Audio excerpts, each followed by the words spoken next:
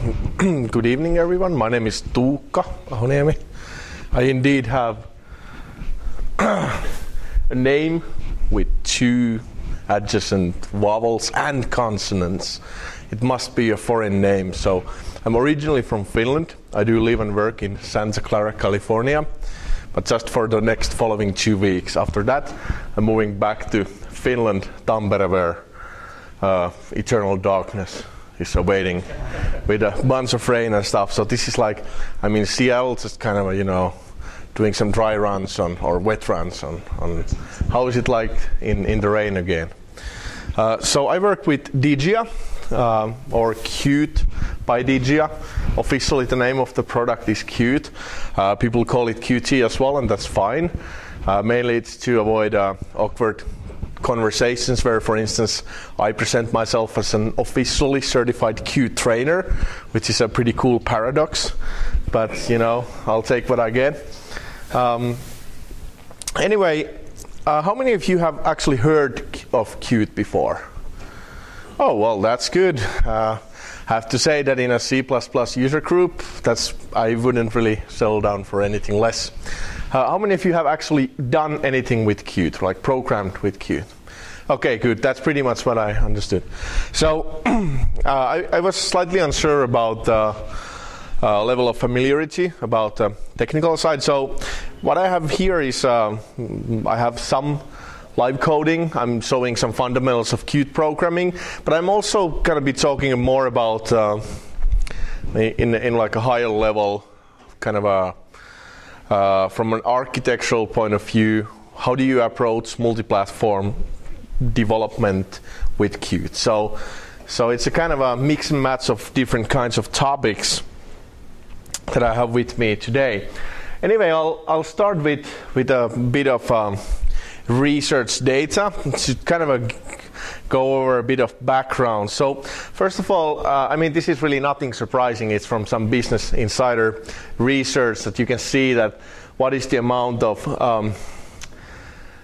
device ships, PCs versus smartphones versus tablets, and like from 2009 onwards, you can see that it has been pretty dramatically changed. And we all know this stuff. However, when you look at this stuff and then you think of what sort of things was I doing in 2005, and gee, man, we were ancient back then. And like I was teaching C++ in a university already in 2004, and those kids over there, they're gonna be pretty lost nowadays with my teachings about just writing stuff on. No one had laptops in classrooms and stuff. Things have changed radically. And even if you look at the past 2 years, this is 2011 and this is 2012, the amount of tablets, and I bet it's much higher in 2013. I even got myself a tablet as well. Not an iPad, but an Android one to run Qt applications on. So okay, there's a clear shift on end user devices. It's not only about end user devices, it's also corporate usage. So as end users are getting more interested in running software outside their personal computers, the enterprise use cases also come then later on. About different mobile operating systems, this is also a pretty interesting piece of statistics. You can see clearly that Android, this starts from 2009. So somewhere around here, the Seattle hipsters found Android, and now they are apparently, I don't know what they're using, probably Windows Phone or something else, non-mainstream. But you can see that it's pretty fragmented. Even though they're always talking about Android and Apple, those two big ones, it's pretty fragmented. Still, there are a lot of others. By the way, this green block here, the other going down, that's probably Symbian, mostly. So anyway, there's a lot of fragmentation inside the mobile space as well. And then if we mix up things even a bit more, it's not about fragmentation of mobile, but also desktop. Well, okay, it's not a new thing that people have Windows and Linux and Macintosh, but it's the market shares are pretty interesting. Like, well, Mac OS X says that, well, it says that it's 14% market share in US. In Norway, it's over 30%. So, I mean, they're really way ahead of us here. Or, I don't know what's wrong with Norway. Probably the amount of oil they have or something. Like, I can't afford one myself. Anyway, the amount of, I mean, the platformization of things, the kind of the big market, when we look at it, it's not necessarily lucrative to just take one piece of it. That, all right, I'm good with 80%. I'll just target Windows, or I'm just gonna go and write iOS apps because everyone's gonna buy iOS apps. It's getting more stable, and the worst part of this for developer is that, as you can see from the data from 2 years ago, you have no idea what it's going to be like in 2 years from now. Okay, not to mention then introducing all kinds of other things related to software development, cloud storages. Nowadays, if you're writing a multi-platform application, you probably want to take benefit of storing data in a cloud. Or if you're writing an embedded device, it's more than likely that the end users would like to control that embedded device from something else than physically touching the device, for instance, from their mobile phone, or remotely using a cloud server in the middle. So it's getting, for a developer, we have problems. So there I am with my application, and yeah, I got this cool idea of an app that I want to do, or software service. Now, which one should I go after? Like, all right, hey, let's start with the iPad version. Well, okay, then I need to make a different one for iOS, or no, sorry, for iPhones. Or I want to do an Android version. Well, that's then I need to choose a different weapon to do that. Or on desktop side, whether I want to go to Windows, Linux, or Macintosh, or Windows 8, which is again slightly different from its developer offering. So, when you look at this, I mean it's going more and more desperate, and you can always get drafted and do something more better with your time. I mean, if you think of traditional software development with the native tools, to me at least, this is starting to get a bit of overwhelming. Like, I could handle maybe Android and iOS, but still, like, yeah, I really don't know. As a developer, I don't know what to kind of think of this. So that's something where we are bringing in kind of a technical assistance. So the purpose of Qt has always been in cross-platform development. Originally, it started as going cross-platform amongst different desktop systems, from Windows to Unix, and then later on to Macintosh and Linux. So nowadays, cross-platform means not only desktop and going across different desktop operating systems, but it also means going to embedded devices and then mobile devices with the same software service. Okay, so that's one part of the equation. Then the other part of the equation is that to allow all these kinds of cloud services around the same software service to minimize the need for writing so that you maximize the reuse of coding in a case where you want to have different UI layouts for these different targets. So we've actually had to do all kinds of assessments around what do we actually want to do with Qt, and what do our users want to do with Qt? How do they want to use it? And the thing is that how Qt is used today, especially on the enterprise side, is much different, most likely, than what it's going to be in a couple of years.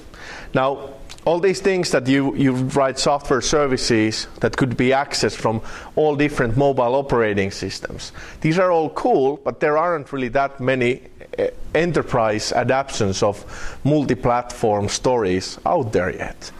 Everyone's talking about mobile, everyone's talking about going to the mobile, but it's still like going there step by step. Maybe, all right, this year we'll do an Android version, maybe we'll do the iPad version next year, and then we'll tweak it to fit iPhone or something.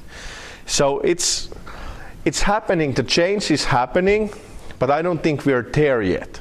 So if you take a look at the current Qt users of today, they're mostly still going just cross-platform across desktop, and they're all interested about mobile. But they're not there yet, not to mention that they would be, they already would have something coded. Okay, so what I want to go through with you today is a brief introduction to Qt as a technology. Now, just a very kind of a back to basics. What is Qt development really about? What is Qt as a product? What is the value proposition of Qt? I'll show you a few things about coding with Qt widgets, which is the traditional C++ approach. But then I'll also introduce you to Qt Quick. Who has done something with Qt Quick? Meaning coding with QML. All right, not many. Well, okay, that's not C++, so it kind of makes sense. So shortly said, what Qt Quick and QML is that on top of the C++ layer, we have a thin presentation, like a declarative UI language for defining the UIs. Underneath, it's all running C++, but the idea is that basically your designers and developers could work together with the same end product, so that the presentation of the user interface is done not with C++, but with something a bit more lighter. And we'll take a look at a bit on the roadmap. So Qt 5 introduced a new kind of new internal structure for Qt that allows porting of Qt into new platforms much more easily. And as a result of that, Qt 5.1 is getting released hopefully next week, probably in a couple of weeks. Qt 5.1 has the technology previews of Qt running on Android and iOS. And I actually have a Qt on Android demo with me. I'll show you the tools as well. So we'll talk a bit about that. And then at the end, we'll summarize this with kind of the technical approaches or they're not very technical, but kind of architectural approaches on how do you do multi-screen applications with Qt. So if you're interested in this with one main source code and few alternations of that, how do you do that with Qt? That's pretty much the idea of today. I think we're scheduled for like an hour or so. Yeah. Yeah. All right. Good. So a small disclaimer. Qt itself consists of around 700 classes, and especially if we go talk about Qt on different embedded devices, it's a jungle out there. I mean, I've been witnessed to give 10-day courses around Qt, so I can talk about it forever. So we're gonna take a shortcut over the jungle. I'm just gonna introduce the general idea. I'll show some pieces of code. I'll give you an idea what is around there, and you're more than free to try it out yourself. I mean, it's out there for everyone to try out. So yeah, if you notice some inconsistencies, just bear with me. If you have questions, please do ask. I'm happy to tell you more, so we can keep this interactive.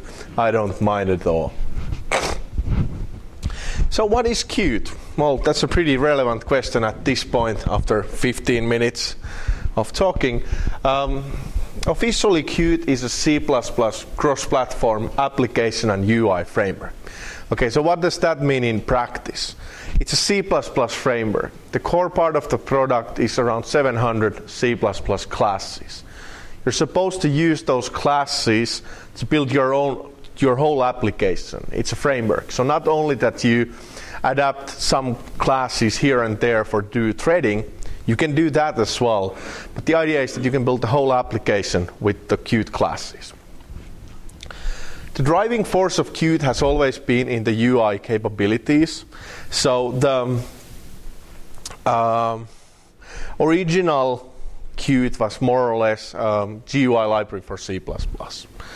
That, especially on desktop side, that's still the number one kind of a use case of Qt, that I want to get a bunch of C++ widgets that I can go cross-platform with. I want to make my GUI with Qt.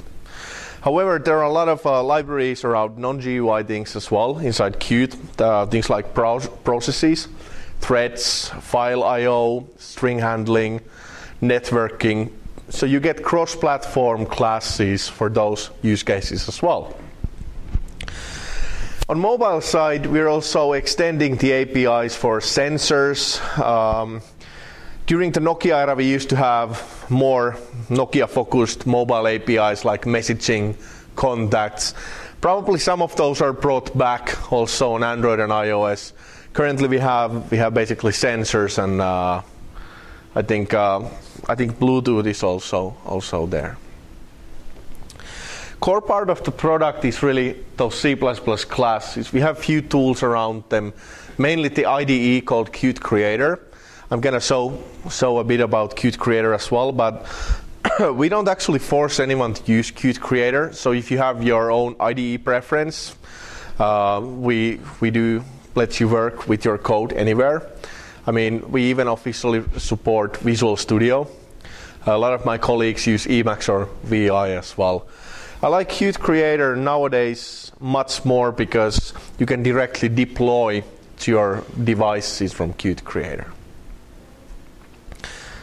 So the main point what we're talking about here is about native applications. So I want to go cross-platform, but I want to go native. I don't want to do web apps. There's a lot of debate about native versus HTML5.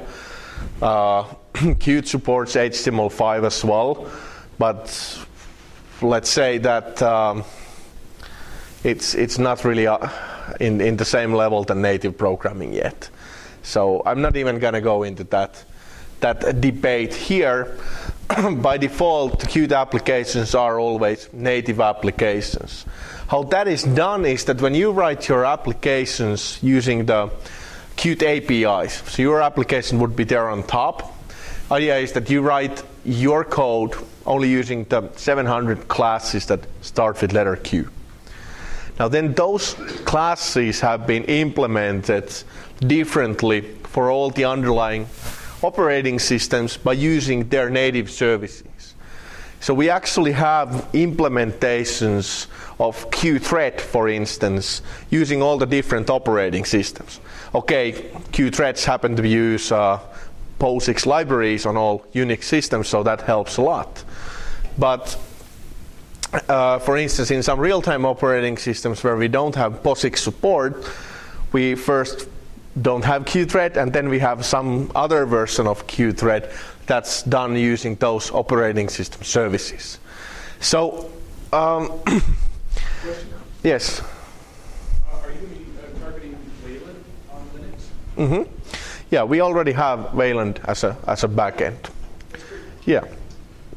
How it actually works is that we don't only provide a backend for Wayland if you have a Wayland compositor, but we also, in 5.2, we are providing an API which allows you to write your Wayland compositor using Qt libraries.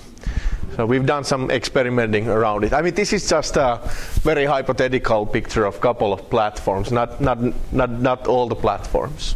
But that's a good question. So originally, Qt on X11 was a really big thing. We also had a lot of embedded users around it. But nowadays, there's a nice amount of speed going on the Wayland side as well. So that's something what we hold dear as well. So Qt applications are always compiled using the native compilers. You basically need to use your native C++ compiler to compile Qt applications. What this means is that you get native performance, you don't have any limited sandbox models, you don't have any runtime components you need, and you can mix code. You can mix native code with Qt code.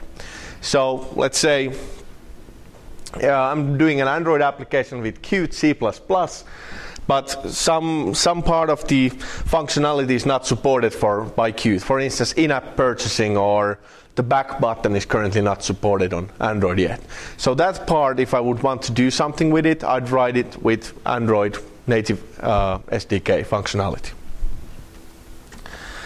On embedded side, where you don't have X11 running, you can use Wayland, for instance. Normally you would use probably EGL backend. So what we did between Qt 4 and Qt 5 was that we removed windowing server. In Qt 4 we had an embedded specific Windows server called QWS, Qt Windowing System.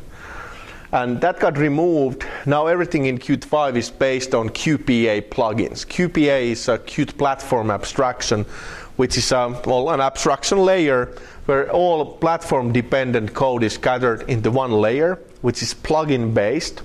And then you can dynamically change the backend. For instance, you can have Wayland, EGL, Linux, Windows, X11, Android.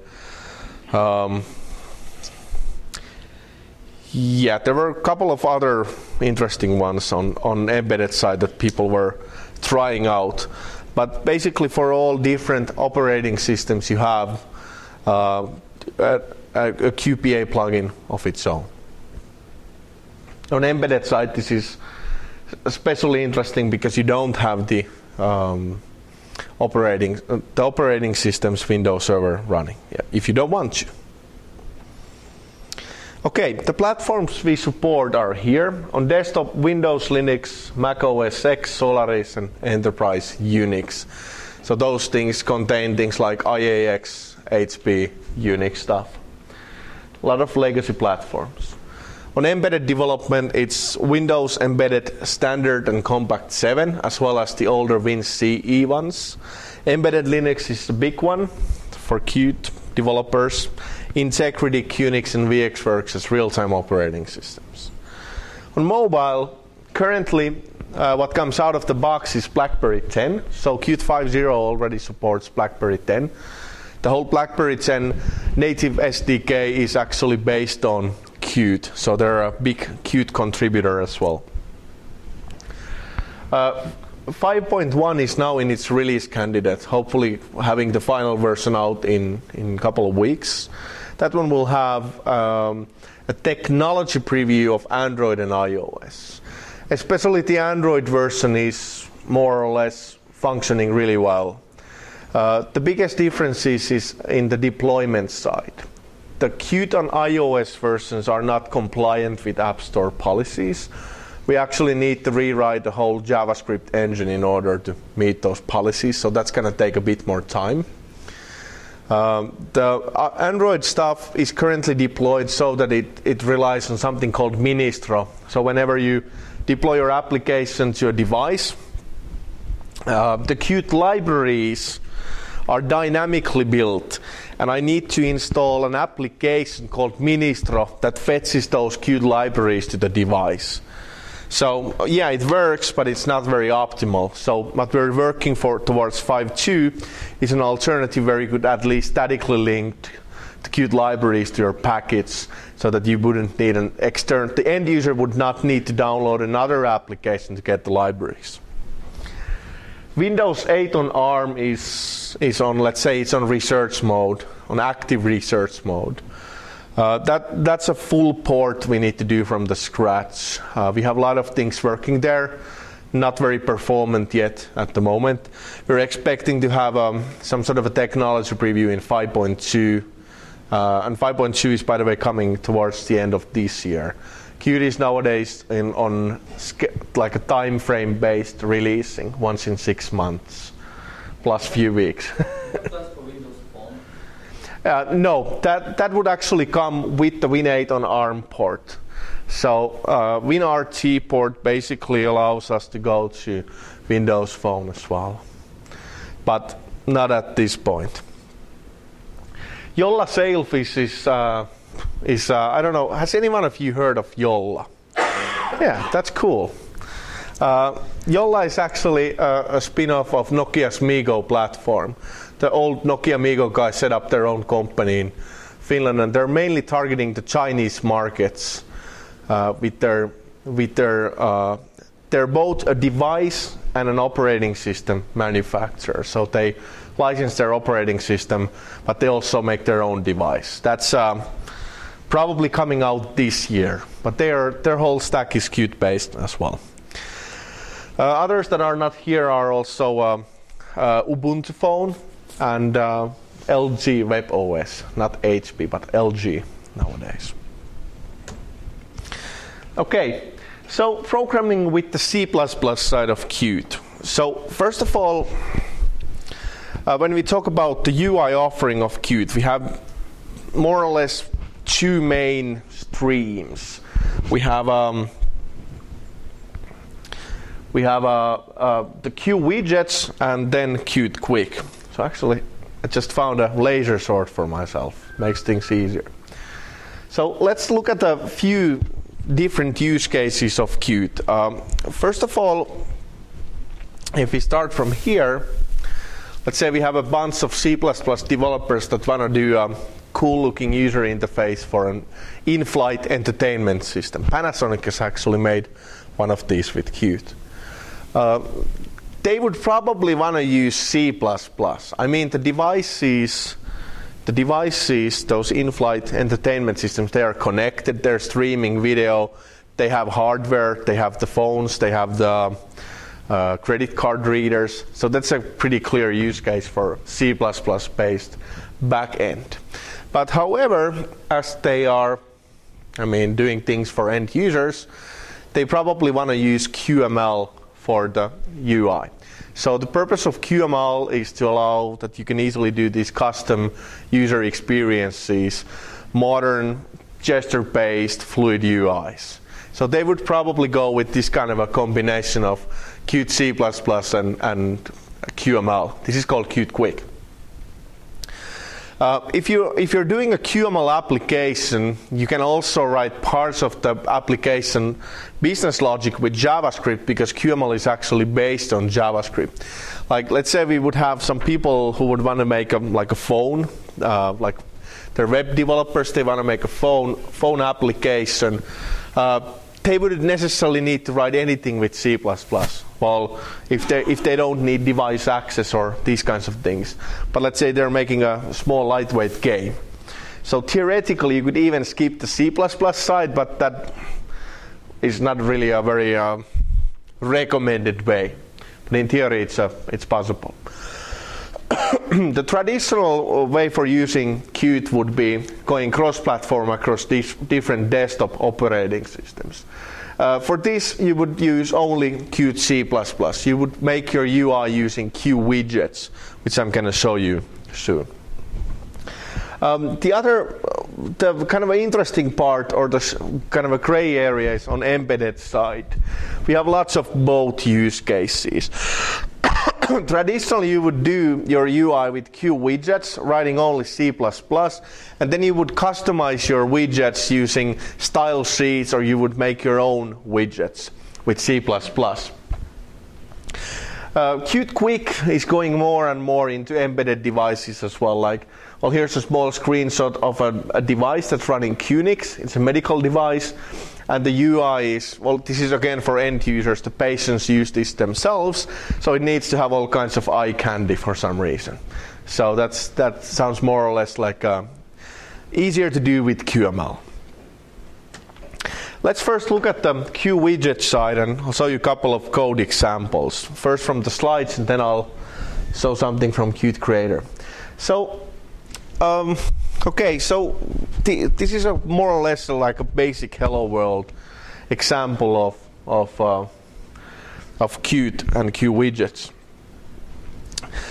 Regardless of your UI approach, whether you're writing Qt Quick or Qt widgets applications, your entry point is always int main. These are C++ applications after all. the first thing you do in a Qt application is you create a Q application object. So the whole UI framework is set up by this Q application object. That's basically controlling the communication to the Windows server, localizing the application, managing top-level windows, and so forth.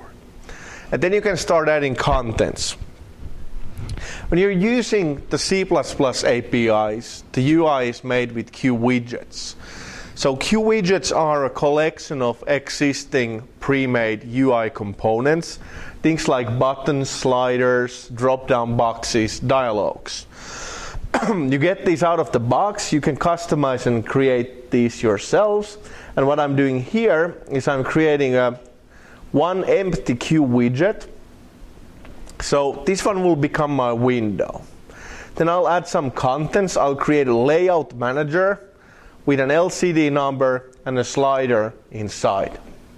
Now, this widget here does not have a parent, so it becomes a window itself, but all the others are taking this window object as their parent, so they are attached to the same window. This is also the basis for the memory management in Qt. Parent actually owns all its children, and at the point where parent is getting deleted, it will delete its children as well. So when you open a Qt source code file, you see a lot of new operator that you rarely never see delete. So first thing comes into your mind is that, whoa, hey, this looks like Java. So cool, I get garbage collection. But that's not true. So after all, this is all C++. It's compiled with regular C++ compiler. So the only thing that happens is that you transfer the ownership of those objects to the parent. So, and this is again something you need to be very careful about. If you do not give a parent for an object, you have a memory leak. In case of widgets, this is pretty easy because if the widget doesn't have a parent, it pops as a window of its own and you can easily see that. But the same rules apply for non-GUI objects as well. So if you create a network access manager without a parent, you have a memory leak. Unless you delete it yourself. But you can use smart pointers, right? Yeah. Nothing stopping you. Okay. Yeah, Qt actually has its own collection of smart pointers as well. Yeah. Okay, so how objects then communicate with each other is using signals and slots. So all Q objects can emit signals. Signals are kind of events, but not the same thing. Qt has event handling mechanism also, but it has nothing to do with this. So signals are a way for an object to say that, hey, something interesting happened. Let's say in this case, I have the slider object. And whenever the end user drags the slider around, the slider will emit signal value changed. Basically, it will say that others that, hey, my value was changed, this is my new value. Hey, my value was changed, this is my new value. So what you can do with the signal is I can take the slider signal value change and I can connect it to a slot function. A slot function is basically a normal member function of an object. After the connection, whenever this object here emits this signal, this object will get this function called.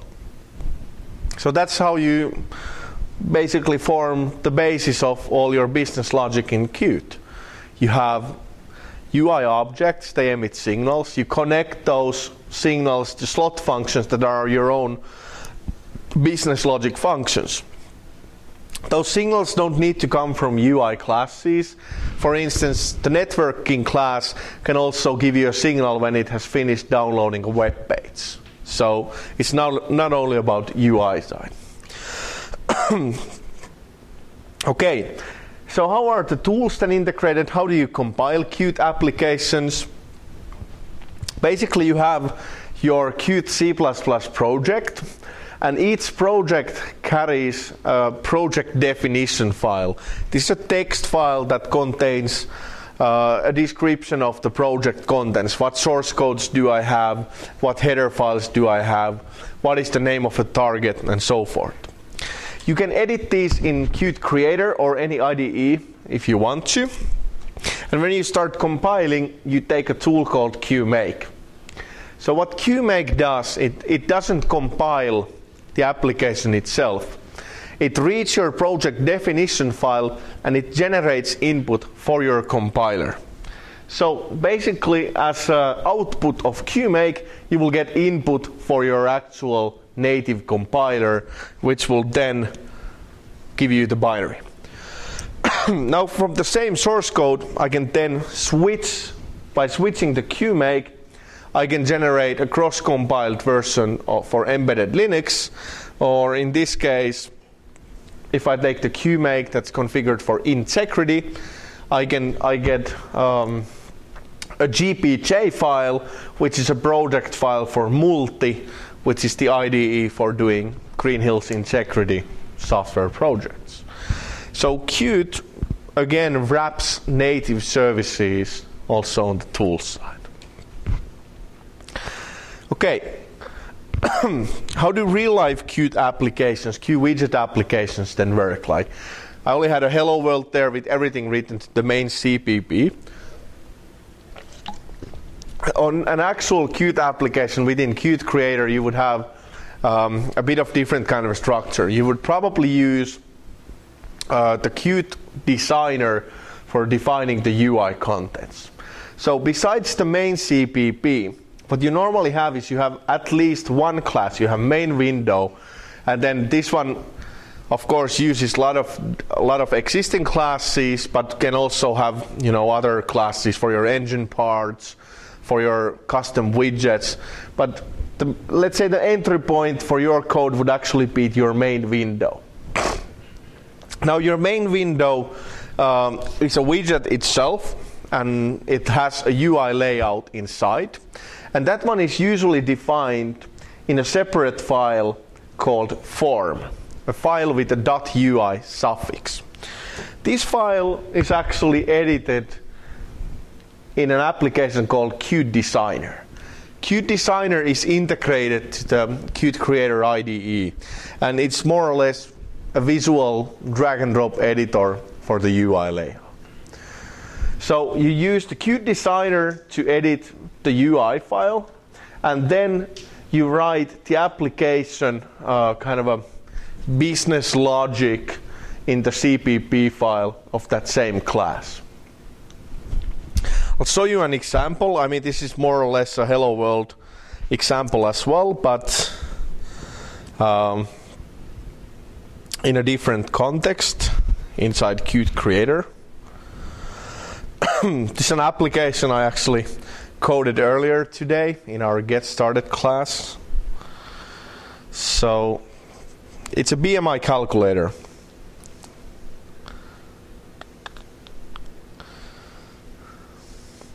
Okay, so this is how the application works. You can see it has all kinds of widgets, labels, LCD number, slider. Whenever you move the slider, it recalculates the BMI, and you can change the height, and it also affects the BMI. And this is in SI compliant units, by the way, kilos and meters. If you're wondering, 84 kilos is around 180 pounds or so. And this is 510. Don't ask me why I know. Yeah, like the same reason I know how much is 84 kilos, right?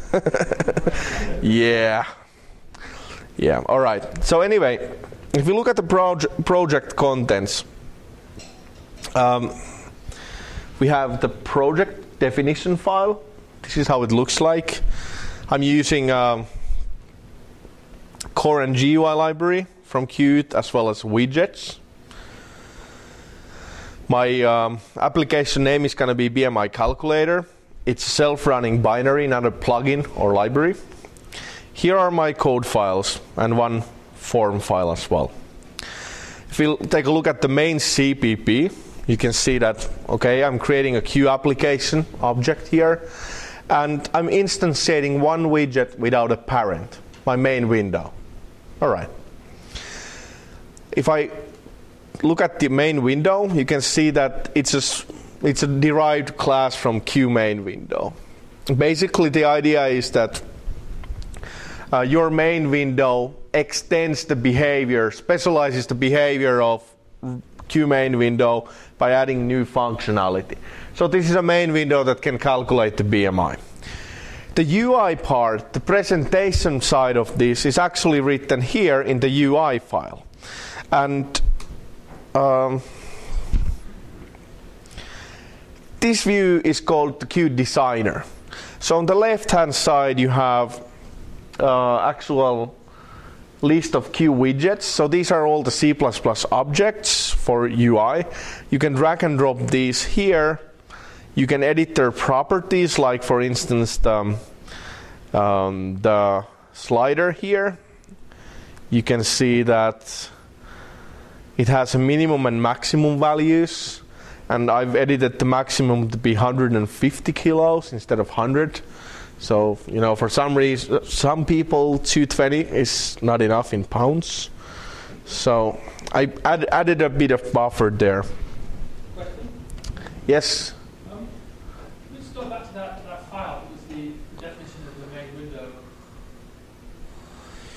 class. Yeah. So I noticed line 18, public slots. Mm-hmm. It's not standard C++ as far as I'm aware. Yeah. Is this run through a preprocessor? Is that a macro? Well, that's a macro. Okay. Yeah. So there are a couple of other things here as well. Yeah.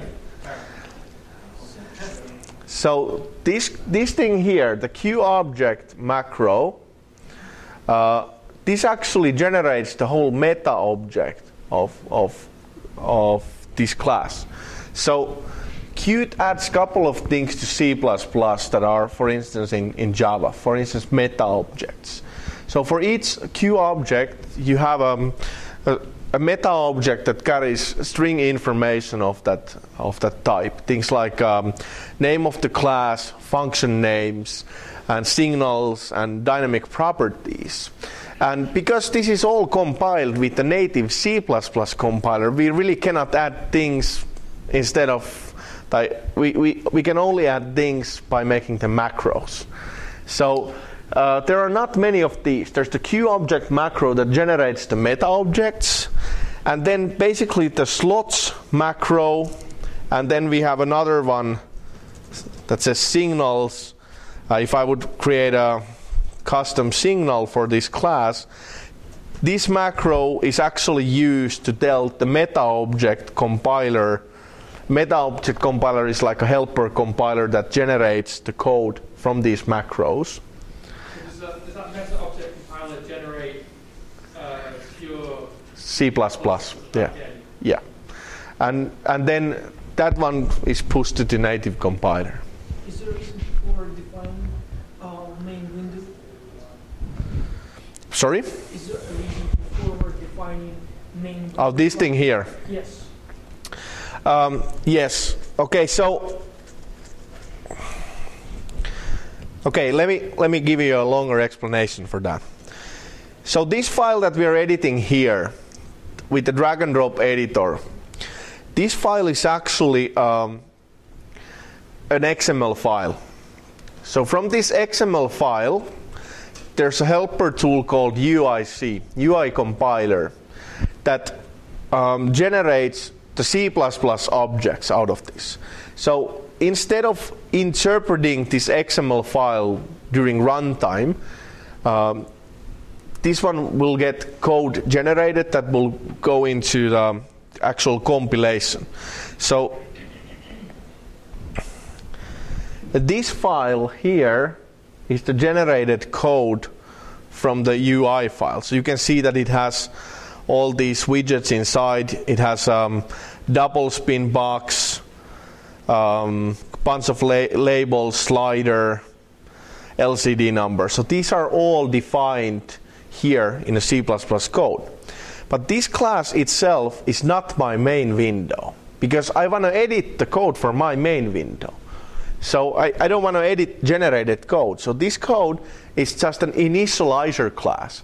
This class will take my main window and make it look what I just defined in the UI editor.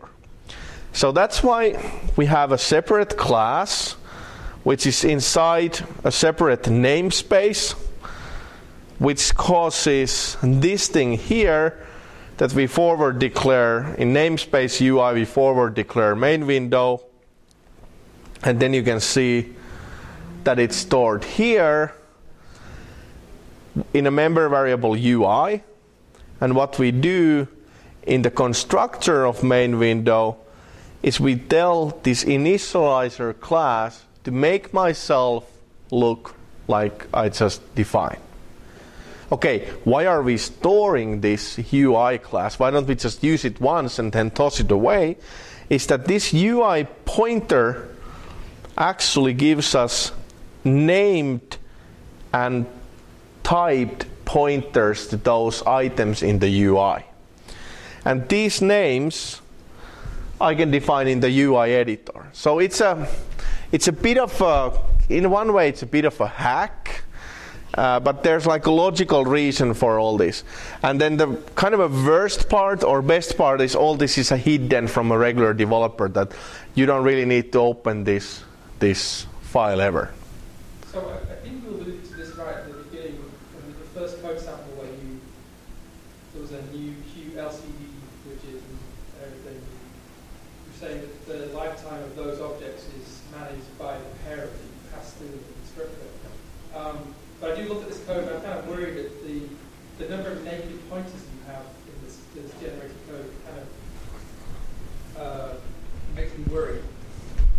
Yeah. Like in that constructor, you say UI assigned, I think it was in the main Q main window class. Constructor. Yeah, that source file there. Say line 6, initialize UI with new UI main window, and then the destructor line 20 we deleted. Why would you not use why would the generated code not use a smart pointer or something in order to? Well, the first reason is that this is, first of all, a lot of this code is legacy code. The Qt framework has been around since 1990s. Okay, that's not a reason why we would still hold legacy code. But the real reason is that not all platforms support smart pointers necessarily. For instance, we cannot use STL. We cannot use STL libraries because there at least have been platforms in Qt that do not support STL. In Qt applications, you can use standard template library containers if they are supported by your platform. But Qt internally cannot do that. The same thing goes for exceptions. Qt internally doesn't throw any exceptions because they are not necessarily supported in all platforms. So that causes some of these things. What comes to all these pointers is that actually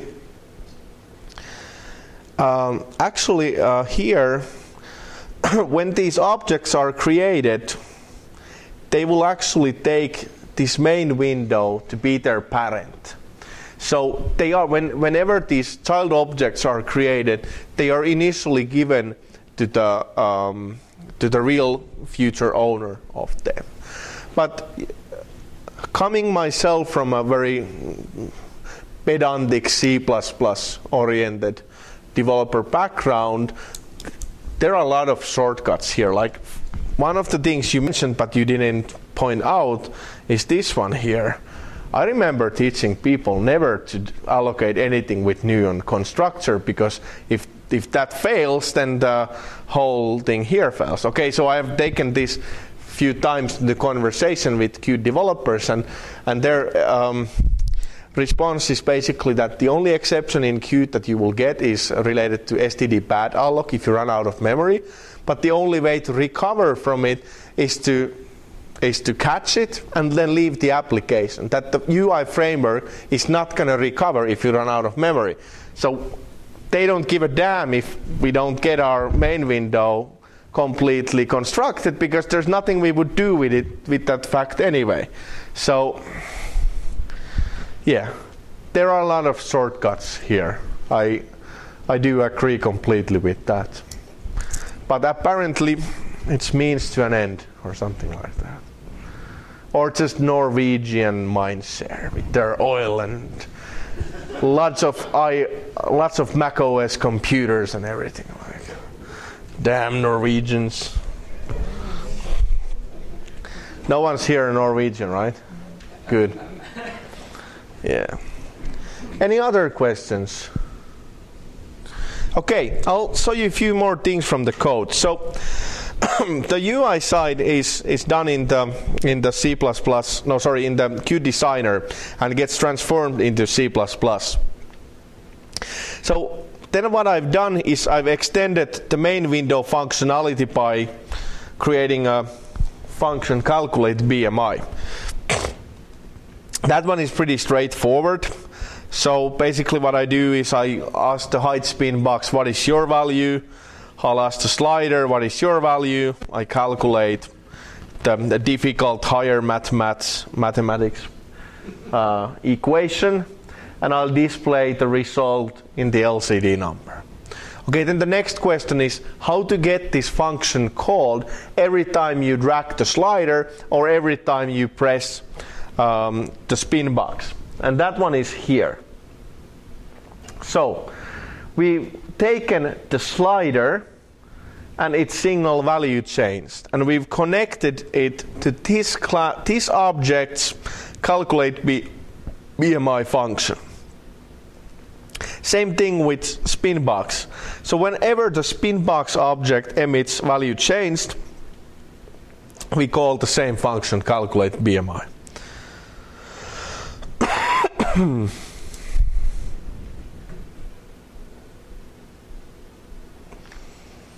And this is what it causes. Okay, so the C++ side of Qt, the QWidgets, is basically simplified so that you do at least the initial UI design in this drag and drop editor. You can then tweak it in the C++ side. Also, if you want to make custom widget, you just subclass these sliders and whatevers and make your own widgets. Then you connect those signals to your own slot functions that have the business logic inside. And then these, well, here they are calculating BMI, but they could as well call networking classes, they could call database classes, and so forth. Okay, let's move forward.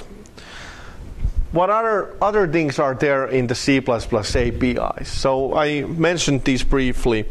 In the core library, Qt core, you get things like data types and containers. So like I said, we support STL, but there's also QList, QLinked list, QMap, QMultimap, and so forth. You get QThread, you get QProcess, you get a couple of IPC mechanisms for inter-process communication, you get mutexes, semaphores, these kinds of things. File I/O and data streams, text streams around it. String handling, which is, I mean, especially on embedded side, getting cross-platform string handling is pretty good, especially with buffer and stream classes. When you don't need to, for instance, when you're writing a socket, you can just push stuff to the socket class with stream operator instead of writing bytes to a memory address. Networking module gives you sockets, HTTP, FTP, and SSL connections. SQL you can have SQL databases as well as Oracle databases with Qt SQL module. We have a port of WebKit. So if you want to do HTML5 applications, or if you want to use WebKit for just parsing web pages. Another module I wanted to put up here was Qt Serial Port. That's coming in 5.1 finally. So yeah, I mean, I think this is pretty hilarious that now, after listening 10 years after listening 10 years of requests, we finally make it when no one's using it anymore. So now they're asking about Bluetooth, and yeah, it's kind of, let's see in 10 years. Yeah, okay, there's a lot of use cases for this, but I'm really surprised it has not been done before. But now it's there. It supports both physical and virtual serial ports. So there you have it. Okay, let's take a look at Qt Quick then. So what is Qt Quick about?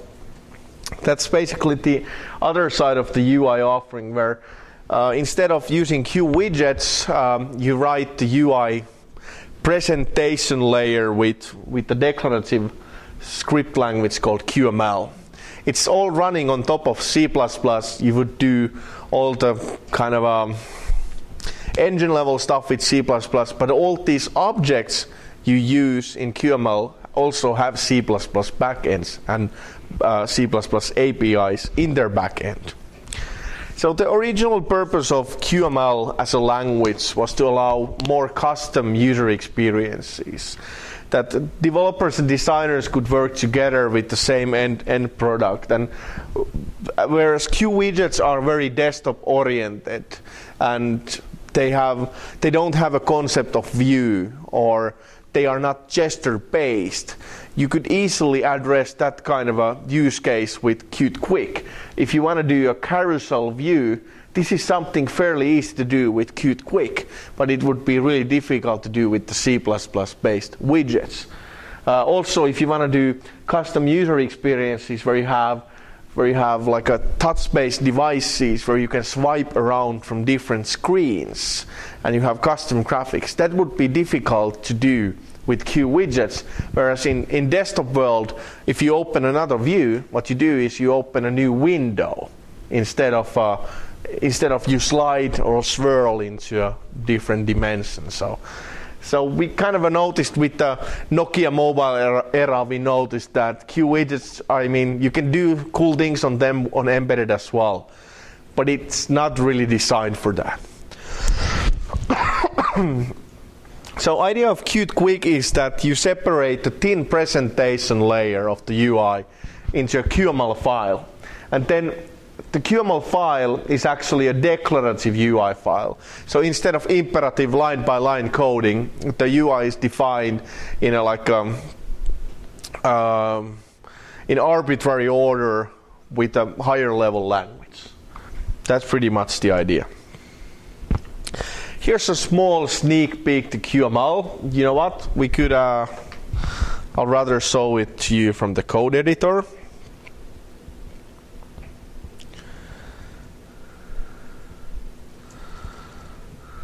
It's just some random number here.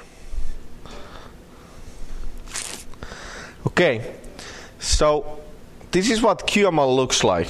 Instead of C++, I define a structure of elements and their properties. So I have one root level element. In this case, it's a rectangle. Let's say it's 500 times 300, and color is light blue. The syntax of QML is actually based on JavaScript, so that the left-hand side says what's the name of property, and the right-hand side is a JavaScript expression. So if I put my skills in the test here, I can write a higher level JavaScript expression, and you can clearly see it's now 600. Well, I can also make this. Let's say that this is let's say this is 500, and the height is width divided by 2. And hold on.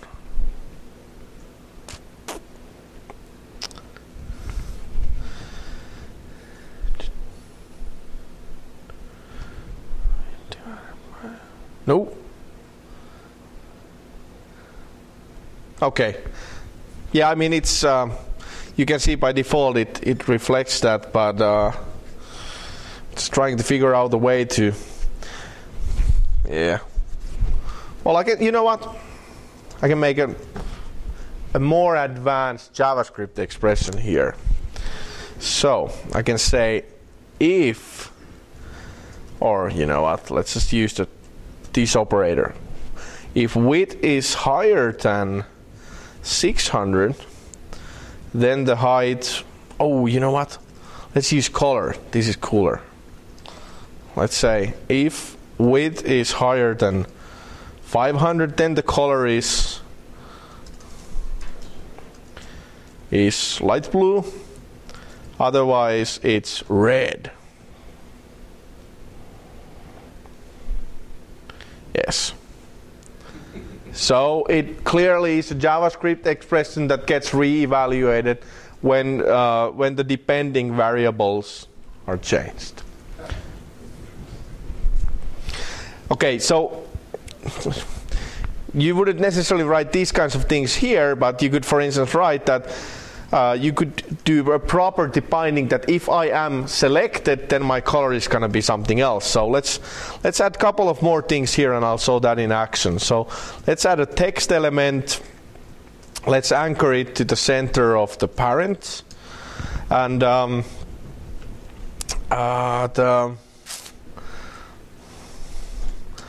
let's make 20 pixel size, and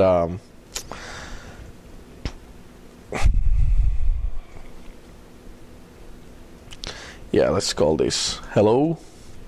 Let's put a rectangle around the text element. So rectangle,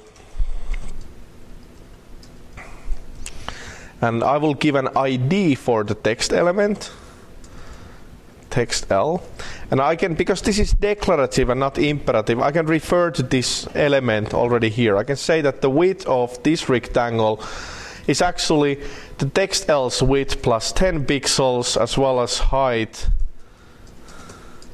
is also the same. I'll add some eye candy, some radius here. Border width is 1. Border color, yeah, let's press Ctrl S here. Like, I don't know why, but I just had to press it, I guess. All right, let's anchor this also to the center of the screen. Okay, and to add some interaction, I need to do this manually. QML gives you only the drawing primitives. I don't get buttons and sliders like with widgets, but I need to add a mouse area here. So let's put a mouse area inside the white rectangle. That's gonna fill the whole white rectangle. And whenever it's clicked, and now remember I can put JavaScript here. Let's execute this piece of JavaScript. So now I can see, for instance, text L, text is pressed or clicked.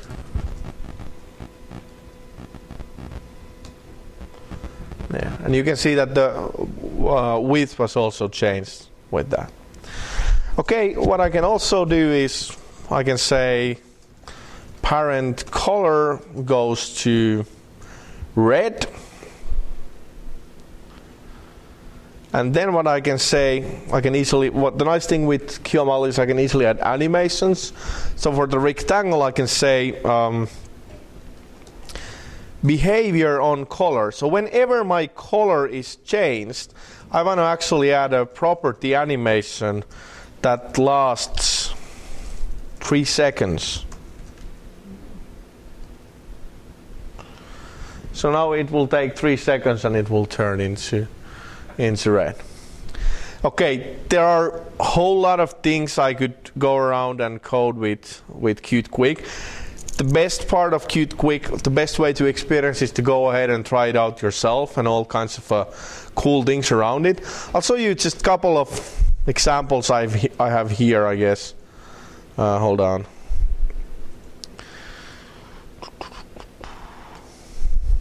I wonder if this is one of the... Yeah, okay, this is something I made very long time ago, like when QML was introduced. I made this to a mobile phone. It actually took me 35 minutes to do this.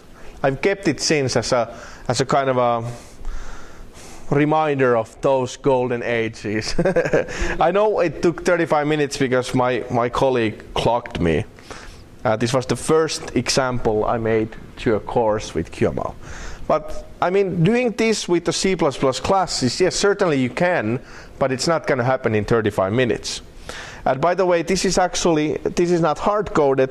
The data of these albums is coming from a data model. In this case, the data model is here in QML. In reality, I could give a C++ Qt data model for the same view, and it would visualize it. So it gives you all kinds of nice tools for UI, like this path view. Then I'll show you this carousel view example. So you can fairly easily do these kinds of custom UI components as well, and adding these kinds of flippable things and animations. They are more or less built in to the language. So this is the idea of QML. You exposed C++ object to the QML side. So basically, this is how the integration of those two parts goes. That I have my QML file, and then I have, in my C++ file, I'm creating a quick view that loads the QML file. And now for the quick view, it actually has a root context inside. And for that context, I can expose C++ objects, and then I can call their slot functions in the QML side. So the QML world kind of lives in its own restricted context, execution context, unless you expose those C++ objects there explicitly. Okay, yeah, we actually looked at those demos already. Few words on the roadmap. Mostly about, well, actually we covered most of these already. Mostly about Qt 5.1 that is coming out in like next week, and where we are at this moment with our multi-screen approach. The idea is that, well, first of all, compared to 5.0, Qt 5.1 introduces around 3,000 bug fixes, and like, whoa, the 5.1 must be so good, or then 5.0 was just really bad. So I really don't know how to put the wording around it, but hey, at least it's much better. That's the reality. Sorry? Oh well. How many angels and deaths on the head of a pin? Yeah, that's actually something I wonder myself quite often. We have 200 people working around this product, and some of the guys have been fixing these bugs for 15 years. Whoa, there's been a lot of stuff there. Well, okay, the 5.0 bugs are mostly related to the whole internal infrastructure being changed. So the difference between Qt 4 and Qt 5 was that the APIs are the same for developers. Everything underneath that is now QPA based, so it's very different from what it used to be. And that naturally causes a lot of bugs. I'll just give a quick little metric. I just finished 2 programs with Qt 5, and I hit one. I'm sure I hit one of those, and it was easy to work on. It's not that bad. Yeah. Yeah, I have to say that 5.0 is pretty good as well, but that's a pretty impressive number. But I don't know whether it's a good impression or bad impression. Qt Quick Controls is also something fairly interesting.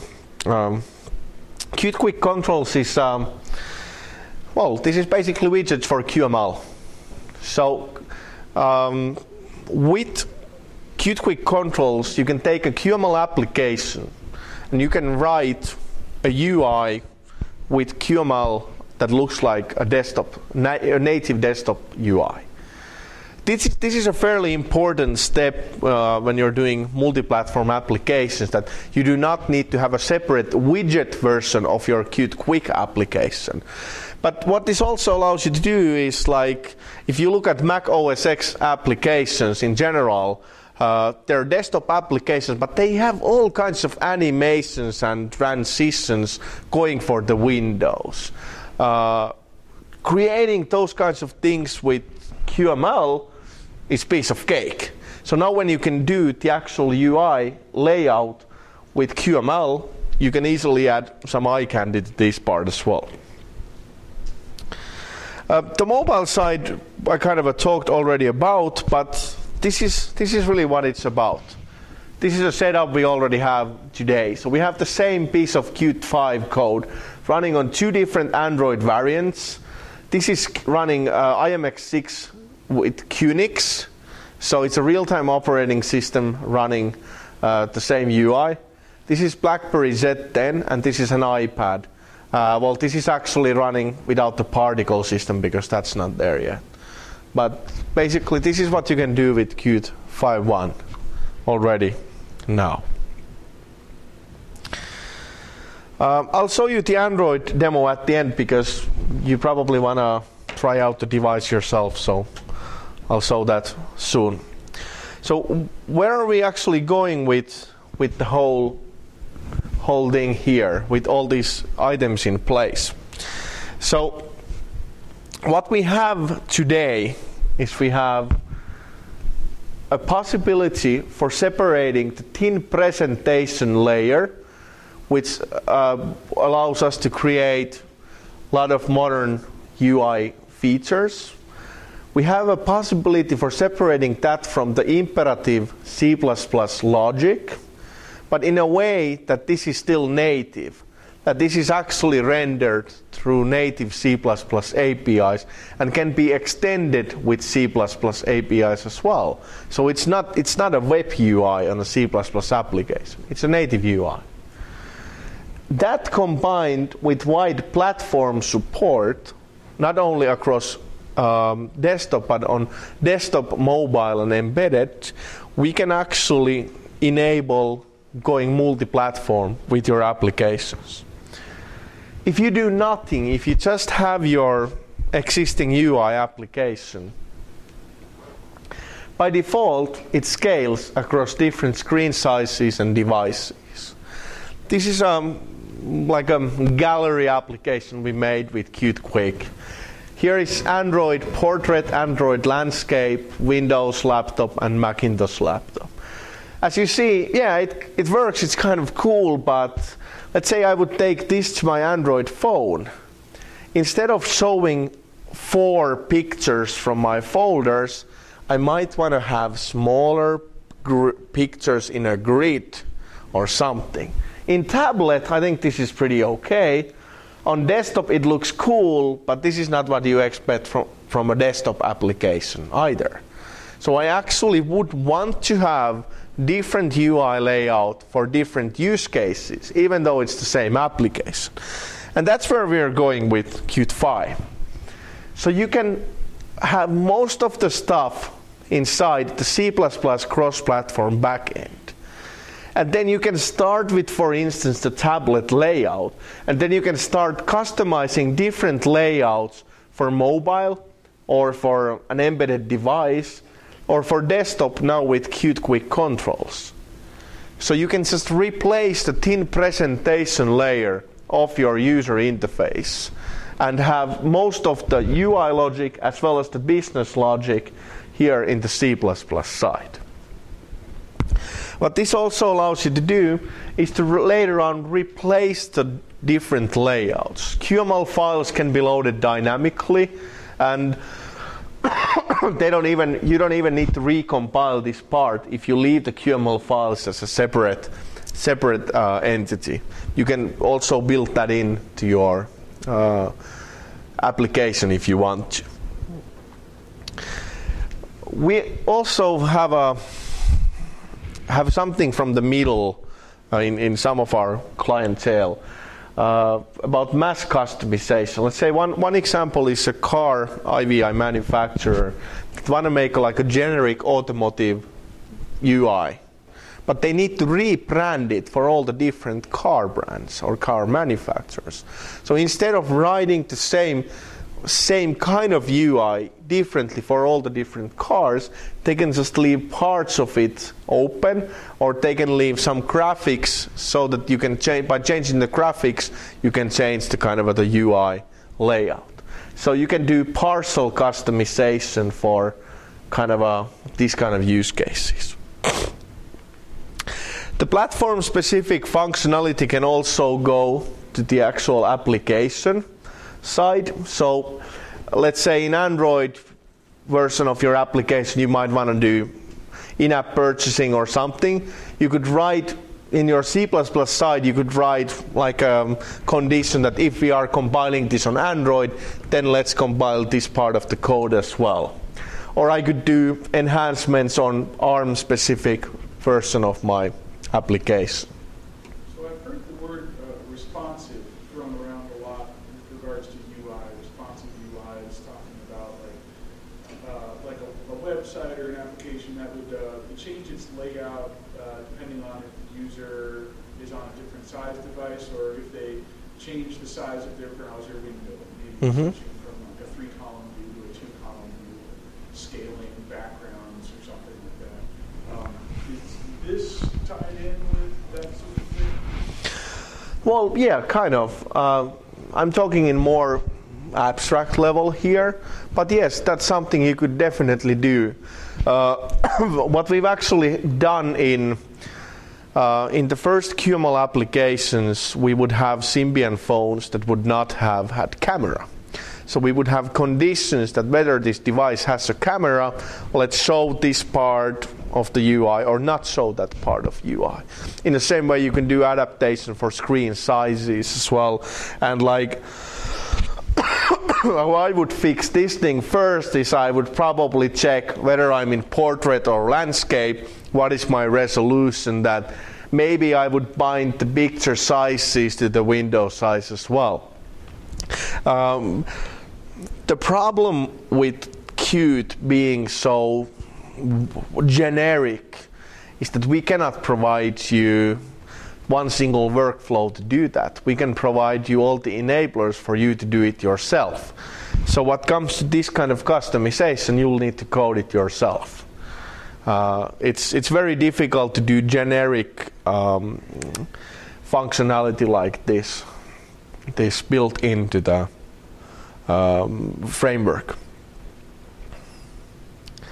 Yeah, that's a very good point. One thing worthwhile mentioning is that you can also load QML files or parts of QML files from a web server. So you can, for instance, you can have part of the UI dynamically loaded from a server, like a banner or something, or just, weather information or whatever. You can also have your whole UI loaded from the server. So you can load the whole QML file to your client, which is then rendered natively. So again, this is not, the rendering doesn't happen here, it's loaded here, the QML file is loaded here locally, and then it's like a native QML application. One use case of this is a set-top box manufacturer who has a demo concept where they, when you plug the thing in, it shows their own UI. And then it shows you like a list of channel subscriptions you have. Like if you're an HBO subscriber, you can select HBO, and then at that point you will get the remote UI of HBO to the device. So that's one possible use case. That one, of course, leaves the possibility for HBO to control their own content of their UI. Okay. So now this is something pretty vague. The numbers are not necessary. I mean, these are very use case specific. But let's say ideally, this is where we're going after with this. Your application logic written with C++ normally, or theoretically in JavaScript, would be like 50 or 80% of your code. You would have parts of the UI that are common for all these different layouts. Like here, some parts of the UI or the UI framework, for instance, controlling all the contents, could be same for all the different layouts. And then you could have variation between small screen, medium screen, and large screen. And if you want, you could have some Android-specific features in the UI or BlackBerry-specific features in the UI. And that these parts would be more or less under 10% of your application. So, of course, you can go with the possibility that you reuse 100% of your UI. You write once, you deploy everywhere. It works out of the box. But in reality, you don't want to have the same UI scale to all systems. So the next step is to question, well, how much can I reuse from my existing code? And I think that with this kind of an approach, where you have a heavier C++ side and a lot of common UI, which is smaller specialization for screen sizes or devices, you should be able to reuse 90% of the code you've written. And that's what we want to enable in Qt, that you can go platform and we'll help you maximize. You can go cross-platform and we can help you maximize the code reuse. And this is also worthwhile mentioning. It's the power of Qt compared to many of the other solutions really lies in its C++ basis. And that's something very important to Qt. Qt developers want to go native. They want to get the native performance. They want to get the device access, the full native API access. And that's something we want to provide them. If you don't like some part of Qt or you don't like a widget, well, there's the code. You can just subclass the things yourself. You have full control over whatever you're doing because we trust that you know what you're doing. Or if you don't know what you're doing, then that's not really our problem, is it? Like, I mean, you can always code bad programs. We can't really help with that. I mean, that's the reality. Hey, this is pretty much the contents that I have. We are now in 8:30. I can still show you a bit about the Android stuff, but that's more or less like a free form. Just Let's so. do this for the people who want to get out of here and have something at 8:30. I'm just going to make a couple of final announcements real quick, and then if you want to go over to the Android demo, we'll come back and talk to the Coverity.